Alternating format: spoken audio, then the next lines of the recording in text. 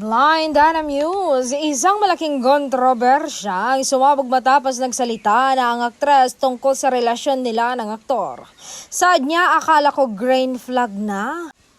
Dahil mabait siya, consistent, walang history ng cheating, naging kampante ako. Nagtiwala ako sa kanya. Iyon pala, isa rin siyang manloloko, kagaya ng iba. Ang pagdududa ko ay tama pala. Nagpapasalamat nga ako na nalaman ko ng maaga.